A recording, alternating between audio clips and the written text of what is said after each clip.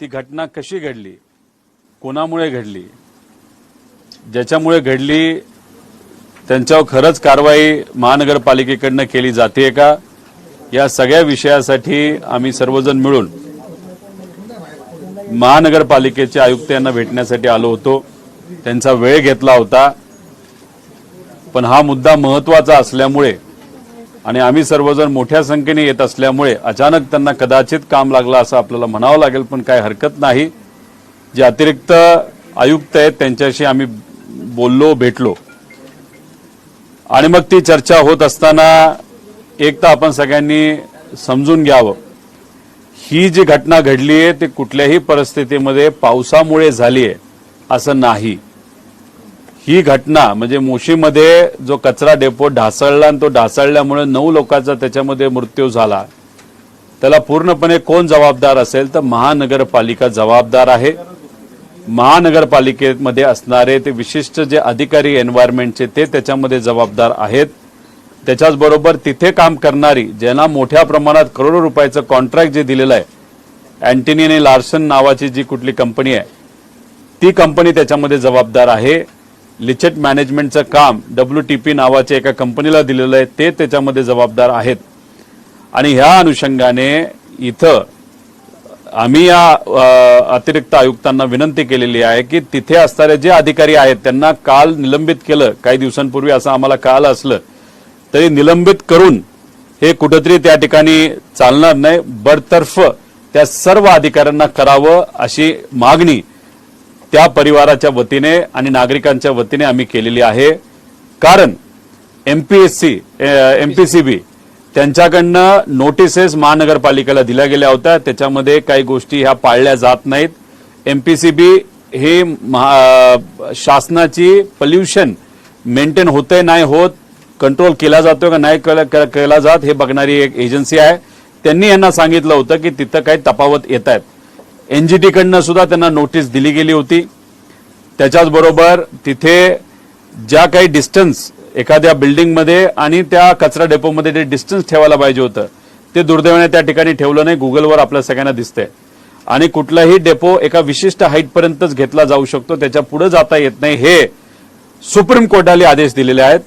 त्याच्याचबरोबर UD डिपार्टमेंटच्या अंतर्गत एक कायदा हा 2016-17 मध्ये बनवला गेला आहे. त्याच्या अंतर्गत हे जे काही कचराचं मॅनेजमेंट असेल ते डेपो कसा मॅनेज केला पाहिजे हे सगळ्याचे तिथं अध्यादेश आहेत, GR आहेत.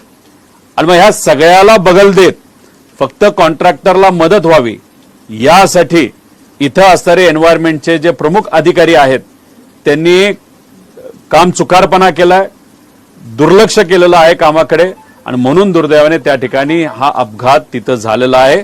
त्यामुळे तिथं त्याला बडतर्फ करावं ही आमची मागणी आहे. त्या कॉन्ट्रॅक्टरवर आणि कॉन्ट्रॅक्टरवर म्हणजे खालच्या कर्मचाऱ्यांवर नाही तर तिथे असणाऱ्या त्या कंपनीच्या डायरेक्टरवर व त्याच्याचबरोबर हे जे अधिकारी निलंबित झाले त्यांच्यावर मनुष्यवधाचा त्या ठिकाणी गुन्हा दाखल करावा अशी मागणी आम्ही केलेली आहे. तुम्ही जर बघितलं असेल काही दिवसांपूर्वी तिथे जी नवीन चिमणी म्हणजे जो प्रकल्प ज्या प्रकल्पाचं उद्घाटन नरेंद्र मोदी साहेबांनी केलं त्या नवीन प्रकल्पाची चिमणी 1-1.5 महिन्यापूर्वी ही दुर्दैवाने त्या ठिकाणी पडली. म्हणजे कामच इतकं खराब क्वालिटीचं झालं होतं, त्यामुळे कचरा तर आलाच पण कामच निकृष्ट असल्यामुळे तिथं त्या 9 लोकांचा मृत्यू त्याच्यामध्ये त्या ठिकाणी झाला. त्यामुळे ही एक मागणी आम्ही तिथं केलेली आहे. आणि त्याच्याबरोबर महत्वाचं काय की तिथे जी कंपनी आहे त्या कंपनीने या लोकांना 25 लाखाची मदत जाहीर केलेली आहे.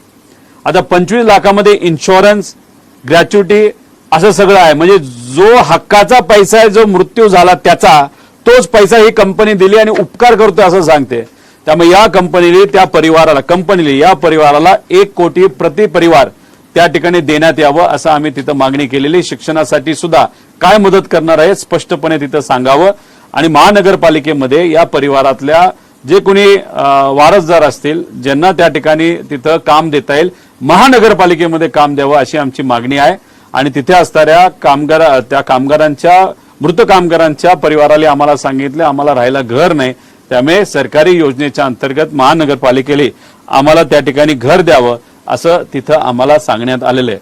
त्यामुळे याच्यामध्ये पूर्णपणे कोण जबाबदार आहे, तर अधिकारी जबाबदार आहे, तिथं कंपनी जबाबदार आहे आणि महानगरपालिका जबाबदार आहे. आणि महानगरपालिकेकडनं एक गोष्ट आम्हाला जाणवली, कुठेतरी कॉन्ट्रॅक्टरला पूर्णपणे वाचवण्याचा प्रयत्न इथं केला जात आहे.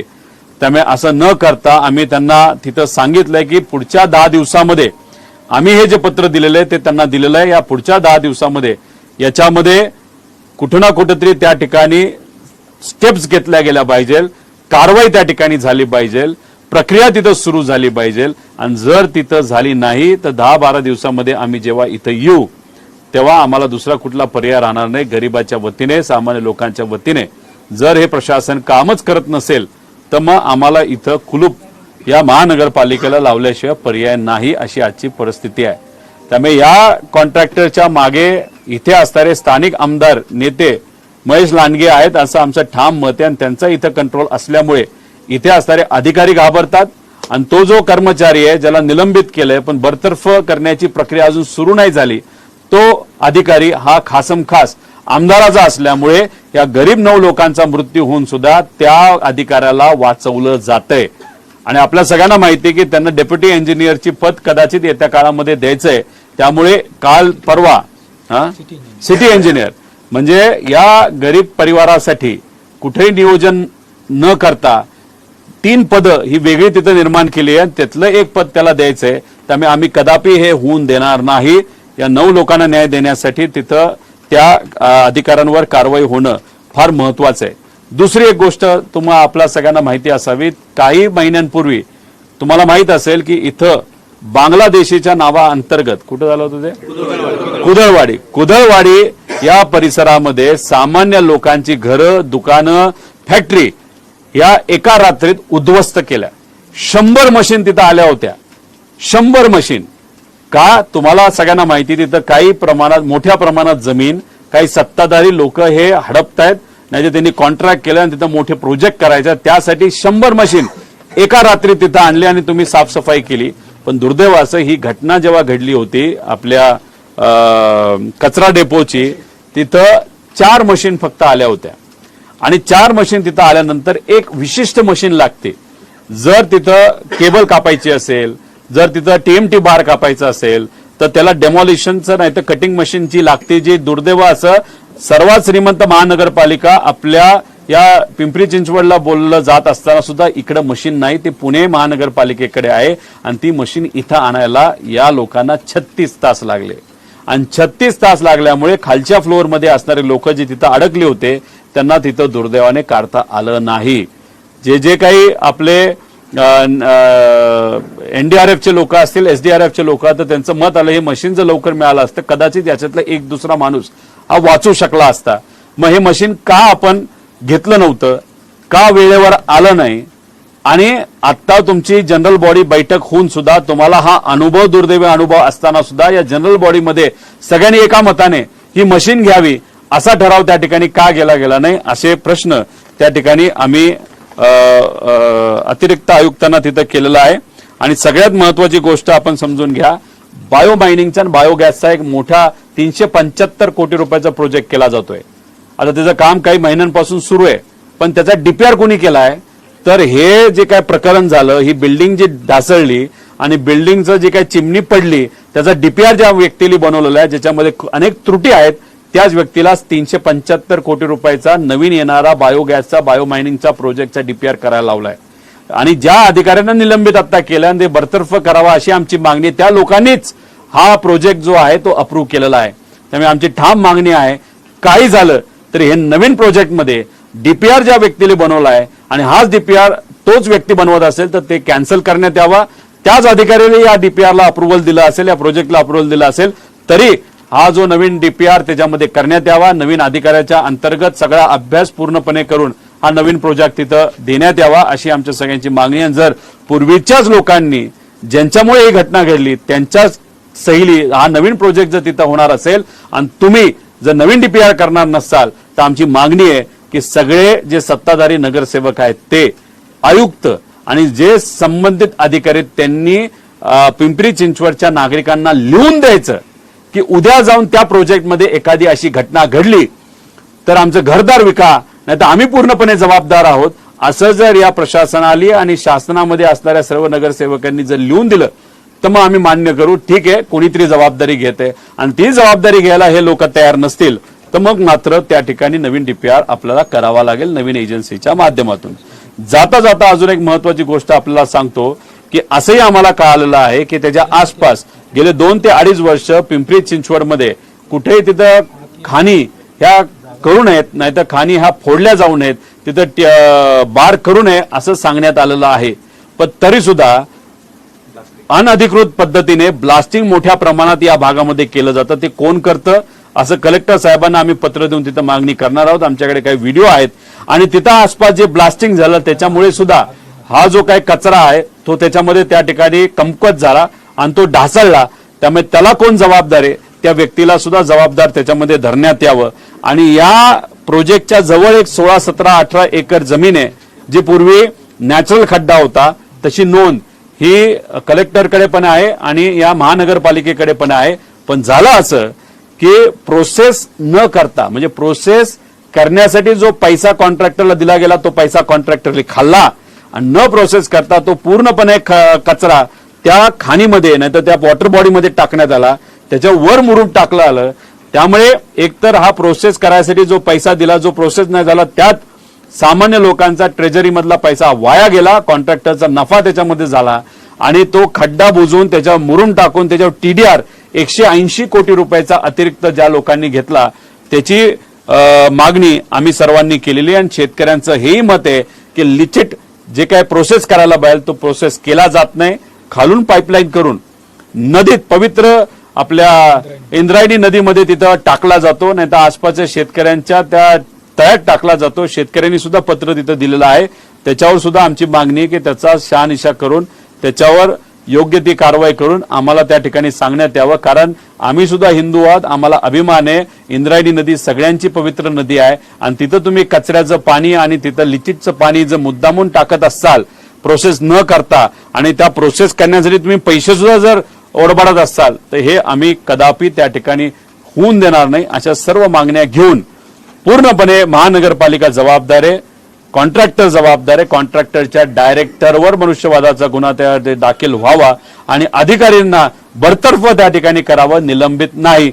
अशा सगळ्या मागण्या घेऊन आम्ही आयुक्तांना भेटलोय आणि त्यांना सांगितलंय पुढच्या 10 दिवसामध्ये याच्यावर आम्हाला उत्तर लागणार आहे आणि त्याच्यावर चर्चा करण्यासाठी परत एकदा 10-11 दिवसानंतर आम्ही येऊ आणि तेव्हा आल्यानंतर याच्यावर कुठंच काही कारवाई केली नसेल तर आम्हाला पर्याय राहणार नाही.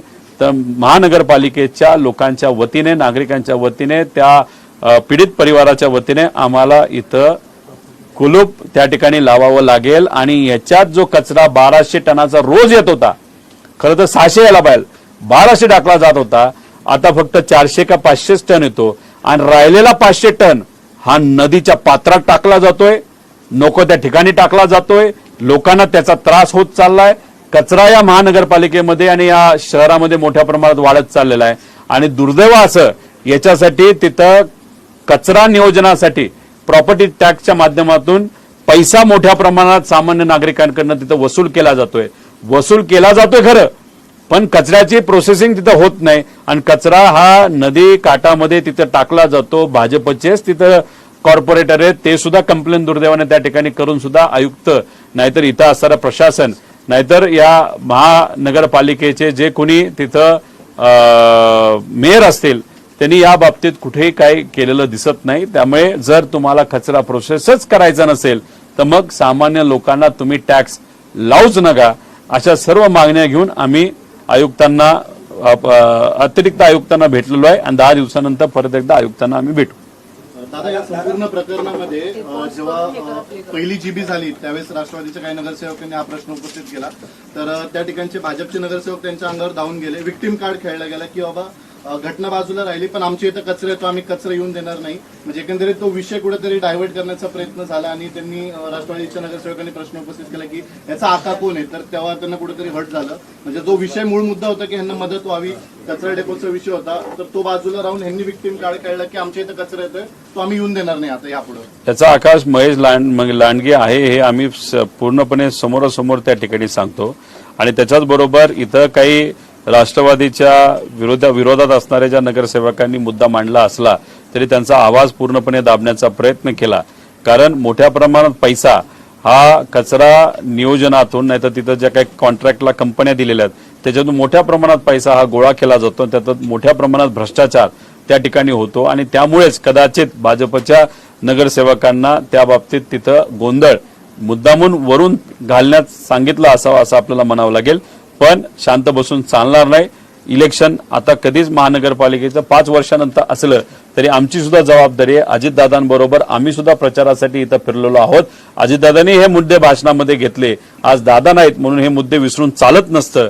त्यांनी जो मुद्दा मांडला तोच सातत्याने आम्ही मुद्दा इथं घेत आहोत. त्यामुळे इथं जो काय भ्रष्टाचार आहे तो सातत्याने आम्ही आमचे सर्व पदाधिकारी मिळून आम्ही लोकांसमोर तो आणत राहू आणि इथं असणाऱ्या प्रशासनाला ठाम विचारत राहू.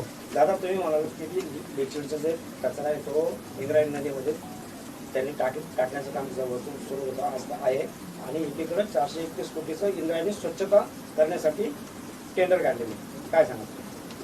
आता त्या टेंडरमध्ये सुद्धा पैसा खायचा, बायोगॅसचा नवीन 375 कोटीचा प्रोजेक्ट त्यात पैसा खायचा. याच्यामध्ये एकतर काम होत असताना पैसा खाणं एक झालं आणि काम चालवत असताना, तर त्याला आपण म्हणतो की ऑपरेट करत असताना जे काही प्रोसेस करायला, लिचेट प्रोसेस करायला खर्च लागतो. समजा 500 रुपये प्रति लाख लिटर 10,000 लिटरला जर पैसे तिथं खर्च केला जात असेल तर तो जर खर्च न करता डायरेक्ट तसंच नदीत पाणी सोडलं तर त्यांना तसं घरी बसल्या बसल्या पैसा मिळणार आहे. त्यामुळे लिचेट प्रोसेसिंगला जी कंपनी आहे WTP का कोण, त्याचा एक खऱ्या अर्थाने अभ्यास करण्याची जरूरत आहे. त्याच्याच बरोबर कचरा मॅनेजमेंटमध्ये एक तर कचरा उचलायला पैसा दिला जातो. अनेक लोकांची कंप्लेन आहे की आम्हाला कळतच नाही गाडी कधी आली आणि काय आली, तोही तिथं पैसा आहे. आणि तिथं आल्यानंतर प्रोसेस करण्यासाठी तुम्ही समजून घ्या, मोदी साहेबांनी ज्या प्रकल्पाचं उद्घाटन केलं, उद्घाटन केल्यानंतर 1.5 महिन्यामध्ये जर तिथं चिमणी पडत असेल तर मग अप्रत्यक्षपणे मोदी साहेबांचा सुद्धा अपमान इथे असणाऱ्या काही ठराविक कंपनीने कॉन्ट्रॅक्टरने केला असं म्हणावं लागेल. मग असं म्हणायचं का की मोदी साहेब कुठल्याही प्रोजेक्टचं प्रकल्पाचं उद्घाटन केल्यानंतर तो 1.5-2 महिन्यामध्ये पडतोच, याच्या पुढे मोदी साहेबांनी कशाचंच उद्घाटन करू नये असं आपण म्हणायचं का? त्यामुळे ही काय चिमणी का पडली, कशी पडली? आम्ही जेव्हा आयुक्तांना विचारलं अहो चिमणी पडली, ते म्हणले हो पडली. मग म्हणलं त्याचा रिपोर्ट, ते म्हणले नाही आता आम्ही बघतो, करायला लावतो. अरे पण रिपोर्ट म्हणजे आता चिमणी जर पडली असेल तर मशीन बंद आहे, मशीन बंद आहे तर प्रोसेसिंगला तुम्ही बिल कशाला काढताय, कशाला पेमेंट करताय? म्हणजे पैसे तर देणं चालूच आहे, चिमणी तर पडली म्हणजे प्रोजेक्ट तर बंद आहे. मोदी साहेबांनी प्रोजेक्टचं उद्घाटन केलं, खराब क्वालिटीचं काम झालं हे चिमणीवरनंच आपल्याला कळलं. जर ते चांगल्या क्वालिटीचं झालं असतं आणि कचरा एवढा मोठा पडून सुद्धा जर चांगल्या क्वालिटीचं जर तिथं कन्स्ट्रक्शन असलं असतं कदाचित आत बसलेली माणसं मेली नसती. त्यामुळे हे सगळं खराब क्वालिटीचं नुसतं पैसा खाण्यासाठी, इथं भ्रष्टाचार करण्यासाठी ह्या सगळ्या गोष्टी झाल्यामुळे दुर्दैवाने या 9 लोकांचा मृत्यू त्याच्यामध्ये झालेला आहे. आणि हे लिचितचं पाणी नदीत सोडल्यामुळे आरोग्याचे प्रश्न मोठ्या प्रमाणात जे वाढत चालले आहेत, त्यामुळे नागरिकांना, लहान मुलांना वेगळा त्रास होतोय तो वेगळाच. दादा, एकंदरीत पाहिलं तर जी ढासळलेली इमारत आहे ही अनधिकृत आहे. गेल्या 26 जुलै 2023 रोजी परवानगी मागण्यात आली आणि दुसऱ्याच दिवशी 27 तारखेला ही परवानगी देण्यात आली आणि फक्त तळमजल्याची परवानगी असताना ही तर 3 मजली इमारत ढासळते. कसं पाहता याकडे, याविषयी तुम्ही प्रशासनाचा विचारणार आहात? नाही, आम्ही तो विचारणार आहोत. आम्हाला कळालं की PWD विभाग, नाही तर त्यांचा जो बांधकाम विभाग आहे त्या बांधकाम विभागाच्या अधिकाऱ्यांना सुद्धा निलंबित केलेला आहे. आता इथं ग्राउंड फ्लोअरची परवानगी असताना तुम्ही 2 मजले त्याच्यावर बांधता. 2 मजले बांधत असताना ती जर चिमणी पडत असेल तर त्याचा अर्थ तिथं टेक्निकल आणि क्वालिटी ऑडिट सुद्धा तिथं झालेलं नाही. मग ऑडिट का नाही झाला असा प्रश्न आता निर्माण इथं होतो. आणि त्याच्याच बरोबर आपण जर बघितलं तर हे जे काय तुम्हाला फायर ब्रिगेड आणि ह्याच्या ज्या परमिशन लागतात त्याच्यामध्ये तर न व्हिजिट करता परमिशन दिलं असं आम्हाला तिथं कळालेलं आहे. त्यामुळे 100% याच्यामध्ये फायर ब्रिगेड विभागाला ज्यांनी फायरची परमिशन दिली ते तिथं जबाबदार, कारण तिथं तुम्हाला माहिती आहे की अनेक वेळा आग लागलेलं हे सुद्धा तिथं ऐकलेलं आहे. त्यामुळे ते जबाबदार आहे, बांधकाम विभाग सुद्धा जबाबदार आहे, आयुक्त सुद्धा जबाबदार आहेत आणि जो एन्व्हायरमेंटचा अधिकारी ज्याला निलंबित केलं तो तर पूर्णपणे या विषयाला जबाबदार आहे, मृत्यूला सुद्धा जबाबदार आहे. त्यामुळे त्याच्यावर एक बरतर्फ करून त्याच्यावर तिथं FIR हे मनुष्यवधाचं होणं तितकंच महत्वाचं आहे. आणि कंपनीवर कारवाई होताना ज्या वॉचमॅनचा पाय मोडला, बिचाऱ्यांनी फोन करून बायकोला सांगितलं की मी अडकलेलो आहे, याच्यावर त्यांनी तिथं कारवाई केली असं आम्हाला समजतंय. डायरेक्टरवर तिथं FIR होणं हे महत्वाचं आहे, कारण director of the company is responsible. त्यामुळे कुणीही व्यक्ती डायरेक्टर असाच होत नसतो. जबाबदारी घेत असेल तर डायरेक्टर होत असतो. मग डायरेक्टरनी जर जबाबदारी घेतली असेल तर त्याच्यावर कारवाई व्हायला काय हरकत आहे, असा प्रश्न आम्ही आयुक्तांना त्या ठिकाणी अतिरिक्त आयुक्तांना विचारलाय. त्यांनी तो मान्य केलाय. आम्ही नक्कीच या बाबतीत विचार करून कशी कारवाई करायची याचा विचार करू असं त्यांनी सांगितलं. आता घटनेबाबत आणखी एक महत्वाचा प्रश्न उपस्थित होतोय की जेव्हा ह्याचं उद्घाटन झालं होतं त्यावेळेस अनेक दावे करण्यात आले होते की इतके मेट्रिक टन म्हणजे दिवसाला जवळपास 500-600 मेट्रिक टन कचरा आम्ही तिथं प्रोसेस करू, म्हणजे जो काही वर्षानुवर्षाचा कचऱ्याचा डोंगर होता तो आम्ही काही महिन्यात सपाट करू. मात्र तसं झालं नाही आणि जो काही डोंगर त्या ठिकाणी बनला गेला इतक्या वर्षाचा त्याच्यावर प्रोसेस झाला नाही, फक्त दावे करण्यात आले. त्यामुळे कुठेतरी ही घटना झाल्याची भीती व्यक्त करण्यात येते. मग या संदर्भात मालकावर काही कारवाई होईल का? नाही, व्हायलाच पाहिजे. लिगली टेक्निकली मालकावर कारवाई व्हायलाच पाहिजे, ही तर आमची मागणी आहे. डायरेक्टरवर पण व्हायला पाहिजे. दुसरा मुद्दा तुम्ही समजून घ्या, तिथं 1200 टनचा कचरा येत होता. 1200 टनचा कचरा येऊन तिथं कॅपॅसिटी 500 का 600ची कॅपॅसिटी आहे. मग 700ची कॅपॅसिटी असेल आणि 1200 टन म्हणजे 500 जात कुठं होतं, ते वरच चढत चाललं होतं. मग आवक 1200ची, प्रोसेसिंग 700ची, त्यात 1.5-2 महिना तुम्हाला माहिती की चिमणी पडली होती. चिमणी पडल्यामुळे प्रोसेस नाही झाला, मग नुसते थपीच्या थपी तिथं लागत गेल्या आणि मग ते पडलं. त्यामुळेच आपल्याला सांगतोय की याच्यात 100% महानगरपालिका अधिकारी ते जी कंपनी आहे ती याला जबाबदार आहे. आणि दुसरं एक आपण समजून घ्या की जे काही दुसरीकडे कचरा डेपो जो मंजूर झाला होता तो काही नेत्यांच्या सांगण्यावरनं जो कॅन्सल झाला, पर्यायी तर तुम्ही व्यवस्था करायला पाहिजे. तुम्हाला माहिती कचरा रोज किती येतो आणि तो वाढत जाणार आहे. आता तुम्ही नदीच्या आसपास टाकायला लागलाय आणि त्यात तुम्ही लोकांकडनं कचरा प्रोसेस करायला पैसा घेताय, त्या कॉन्ट्रॅक्टरला तिथं पैसा देताय. त्यामुळे 100% याच्यामध्ये मोठा घोळ आहे आणि तिथं आवक किती होती, बिलं किती काढली याचा आता अभ्यास आम्ही करून तुमच्या समोर सगळे डिटेल्स आणू. दादा, पर्यायी जागेचा एक प्रश्न येतो. आता पुनावळेची जी आरक्षित जागा होती ती काही सत्ताधारी जे खासदार आहेत, आमदार आहेत, यांच्या हस्तापायी ती जागा ताब्यात घेत नाहीयेत. जर समजा ती जागा जर ताब्यात असते तर आज ते 9 लोक जे आहेत ते जिवंत असते. काय वाटतं आपल्याला? नाही, 9 लोकांचा जिवंत राहण्याचा मुद्दा आहे. समजा तिथं काही अडचण येत असेल, ती जी काही अडचणी आम्हाला जी कळली, तिथं काही लोकांच्या जमिनी आहेत आणि तिथं त्यांना मोठे प्रोजेक्ट करायचे, नेत्यांच्या जमिनी आहेत, त्यामुळे त्यांना ते करायचं नव्हतं असं आम्हाला समजलेलं आहे. पण ठीक आहे, दुसरा पर्याय जमीन तर तुम्ही फायनल करा. दुसरं धोरणाप्रमाणे सुप्रीम कोर्टाचं धोरण आहे, त्यानंतर UD विभागाचं धोरण आहे कचरा व्यवस्थापनाचं, तुम्हाला पोल्युशन बोर्ड सांगतंय, तुम्हाला NGT सांगतंय आणि हे सगळं सांगून सुद्धा तुम्ही दुर्लक्ष करताय. मग लोकांच्या घराजवळच कचरा तिथं साठत गेला, जो साठत चाललाय, नदीजवळ जर साठत गेला, नाहीतर जिथं कुठं ओपन जागा आहे, नाहीतर खड्डे आहेत, नाहीतर तळे आहेत, त्यात तुम्ही टाकत चाललेलं आहे. ह्याच्यामुळे आरोग्याची अडचण जी लोकांना होती तो वेगळा विषय आहे. त्यामुळे या सगळ्या विषयांवर खऱ्या अर्थाने लक्ष देऊन काम करण्याची जरूरत आहे, आक्रमक होण्याची जरूरत आहे लोकांना न्याय देण्यासाठी. तो पत्र पिंपरी चिंचवडचा नव्हता, आळंदी, चाकणचा, इकडचा, इंदोरचा पण बाजूचा पण आनंद ठेकेदारांच्या आणि अधिकाऱ्यांच्या फायद्यासाठी. आता म्हणजे तुमचं मत आहे की ते महानगरपालिकेच्या नावावर बाहेरून कचरा आणला गेला आणि त्याच्यावर बिलिंग झालं असेल, मग फार महान काम महानगरपालिका करते आणि पैसा म्हणजे इथं टँकर माफिया आहेत, इथं वाळू माफिया आहेत, इथं जमीन माफिया आहेत, इथं खडी माफिया आहेत आणि आता कचरा माफिया झालेत असं आपल्याला म्हणावं लागेल. आणि TDR माफिया तर राहिलंच माझं, ते TDR माफिया आहे ते 16 एकराचं, तेही आम्ही मागितले माहिती. विभागीय आयुक्तांची सध्या कमिटी चालू आहे, परंतु राज्य शासनाने कमिटी SIT वगैरे SIT झालेली आहे. 13 तारखेला SIT झालेली आहे. त्यांचं वेगळ्या पद्धतीने तिथं तपास सुरू राहील. त्याच्याच बरोबर NGTने सुद्धा वेगळी कमिटी तिथं फॉर्म केलेली आहे. त्यामुळे या दोन्ही रिपोर्ट महिन्याभरात येणार होता. प्रायमरी रिपोर्ट 13 तारखेला येईल अशी अपेक्षा आहे. त्यामुळे 13 तारखेला रिपोर्ट काय येतो हे आम्ही सुद्धा त्याच्यामध्ये लक्ष ठेवून आहोत. दादा, आपण महापालिकेत आता अतिरिक्त आयुक्तांना भेटतात, काय नेमकी चर्चा झाली, तुम्हाला काय आश्वासन दिलं का? अधिकाऱ्यांनी काय सांगितलं का? तुमच्या ज्या मागण्या येतात. नाही, अधिकार आता थेरकदा आयुक्त इथं असणं महत्वाचं होतं. अचानक त्यांना काय काम लागलं आणि काम लागलं तर लागलं. इथले आमदार सुद्धा मुंबईला गेलेत असं आम्हाला कळतं. काय हरकत नाही, इथं अतिरिक्त आहेत, पत्र दिलंय, ऑफिशियली इन्व्हर्ट केलंय, इन्व्हर्टची सही त्या ठिकाणी घेतलेली आहे. त्यामुळे आता हा प्रोटोकॉल आमच्याकडनं पूर्ण झालेला आहे. आता त्याच्यात प्रोसिडिंग सुद्धा आम्हाला त्याचं रिपोर्ट द्या असं सांगितलेलं आहे.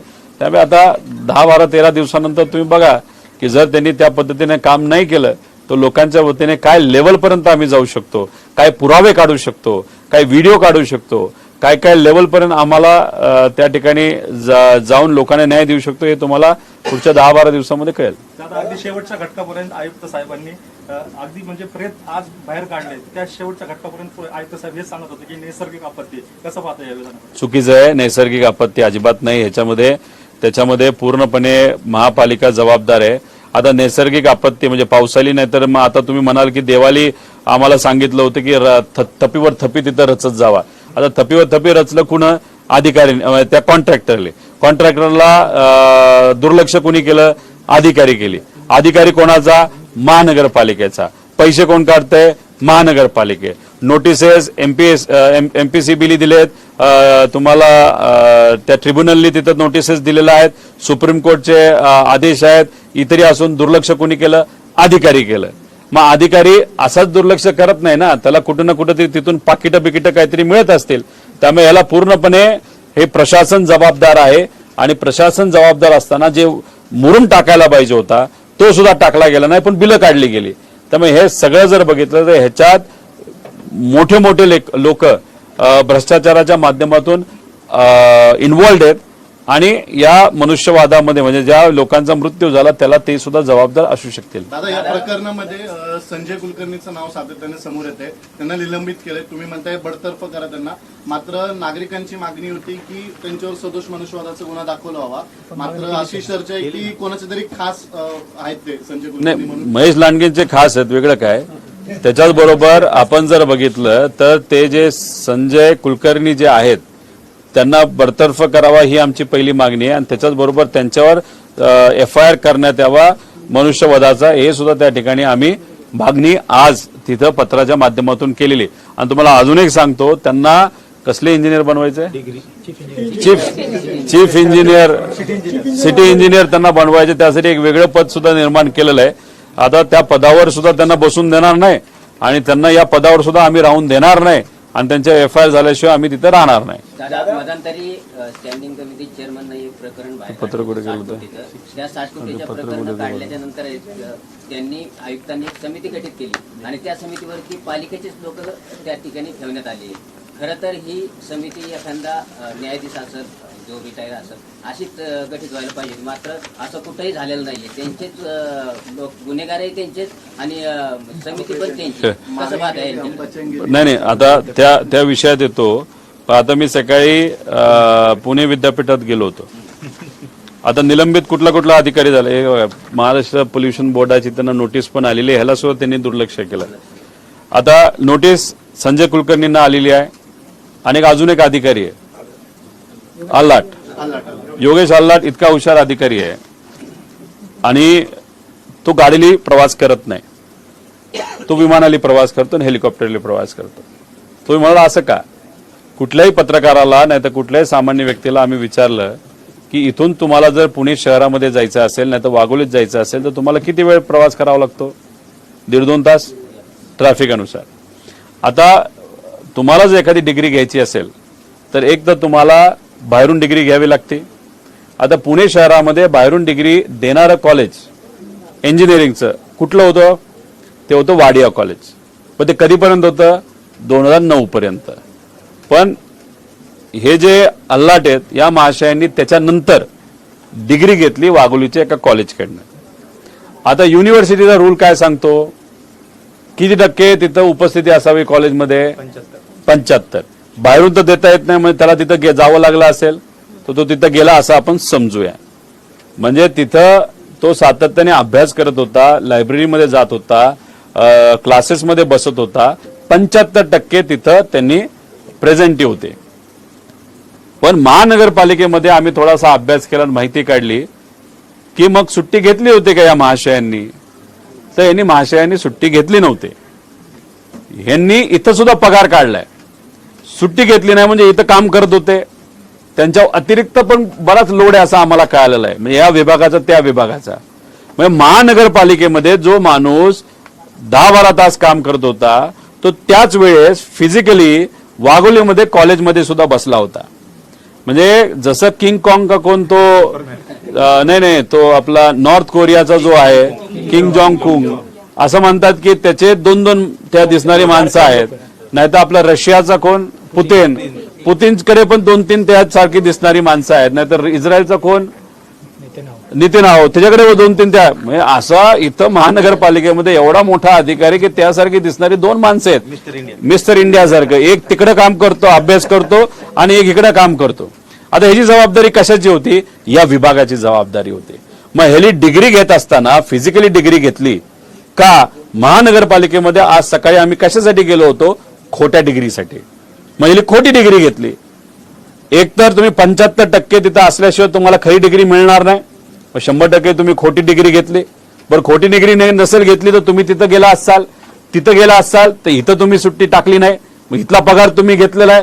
त्यामुळे या अल्लाट भाऊंना एक तर नोकरीवर राहण्याचा पूर्णपणे अधिकारच नाहीये. तर त्या खोलात सुद्धा आम्ही जाणार आहोत आणि तिथं त्याच्यावर कारवाई व्हावी अशी सुद्धा आम्ही मागणी तिथं करणार आहोत.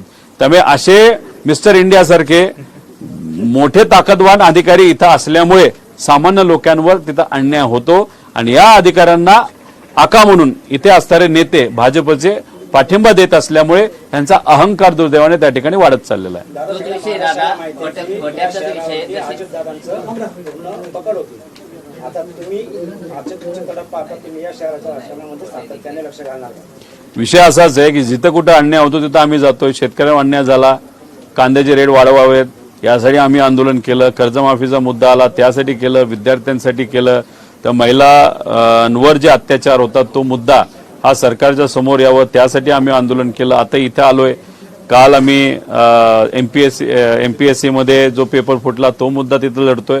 त्यामुळे महानगरपालिकेमध्ये असणाऱ्या सामान्य लोकांच्या वतीने अजितदादा ज्या पद्धतीने मनापासून या लोकांचं भलं व्हावं यासाठी लढत होते त्यांच्या विचाराने त्यांच्या कर्तृत्वातून प्रेरणा घेऊन आम्ही सर्वजण कार्यकर्ते म्हणून 100% इथं लक्ष घालून लढू.